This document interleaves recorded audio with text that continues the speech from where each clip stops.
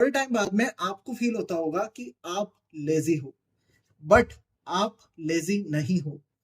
आपको मैनिपुलेट किया जा रहा है और आप तब तक फेल होते रहोगे जब तक आप इस हिडन ट्रैप को फाइंड करके इसको ओवरकम नहीं कर। So during my personal as well as group mentorship session मैंने ये रिपीटेडली देखा है कि काफी सारे एस्पायरेंट्स अपने टारगेट्स को मीट नहीं कर पाते हैं। उनके टारगेट्स क्लियर थे, उनको रिसोर्सेज की भी क्लैरिटी थी एंड वो काफी ज्यादा पढ़ाई को लेकर सीरियस भी थे। Still, they missed on their targets because they were failing in consistency. And इस वीडियो में मैं आपको बताऊंगा dark psychology of consistency and कैसे आपका खुद का ब्रेन कंसिस्टेंसी से नफरत करता है and how to overcome it with practical strategy. तो देखो, कई बार ऐसा होता होगा कि आप टारगेट सेट करते हो, गोल्स बनाते हो और इनिशियली आप उनको लेकर काफी ज्यादा मोटिवेटेड रहते हो, उनको अचीव करते रहते हो, बट कुछ टाइम बाद आप उन टारगेट्स को मिस करने लगते हो एंड उसको अगले दिन पर टालने लगते हो। और फिर थोड़े टाइम बाद में आपको फील होता होगा कि आप लेजी हो, बट आप लेजी नहीं हो।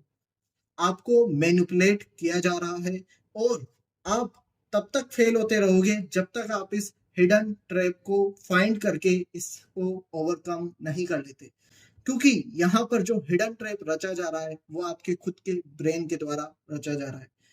तो पहले आपको ये समझना पड़ेगा कि आखिरकार हमारा ब्रेन कंसिस्टेंसी से नफरत करता क्यों है। तो देखो, अगर इवोल्यूशनरी साइकोलॉजी की बात करें तो आपका ब्रेन डिजाइंड है आपका सर्वाइवल इंश्योर करने के लिए। लेकिन जब भी हम long term success, long term goals की बात करते हैं तो वो जो गोल्स होते हैं वो काफी ज्यादा अनकंफर्टेबल होते हैं, स्ट्रेसफुल होते हैं और यूपीएससी जैसी जर्नी में तो बोरिंग भी होते हैं। एंड इसीलिए आपका ब्रेन आपको कंफर्टेबल फील कराने के लिए आपको इंजॉयबल एंड इंटरेस्टिंग चीजों की तरफ डाइवर्ट करता है, जैसे कि वॉचिंग वेब सीरीज, रील्स, ये सब। एंड इसके बाद में स्टूडेंट क्या करते हैं, वो मोटिवेशनल वीडियोस देखने लगते हैं, लेकिन तब भी कोई असर नहीं होता क्योंकि इशू तो मोटिवेशन का कभी था ही नहीं, इशू उनके ब्रेन के डिजाइन का था। लेकिन अब आप मुझसे कहोगे कि सर हमें ये तो समझ में आ गया कि इशू क्या है, but how to overcome it.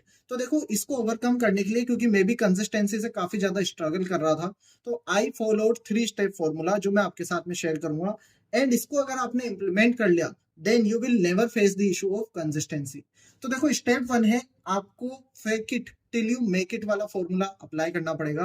आपको खुद के माइंड से बार बार ये कहना पड़ेगा कि आप सुपर कंसिस्टेंट हो। एंड जैसे ही आपकी आइडेंटिटी बनेगी तो वैसे ही आपका ये बिहेवियर भी बन जाएगा। जैसे आप खुद को सुपर कंसिस्टेंट अपने माइंड की नजर में बनाओगे तो आपका जो बिहेवियर है वो भी कंसिस्टेंसी शो करने लगेगा, आप कंसिस्टेंटली पढ़ाई कर पाओगे।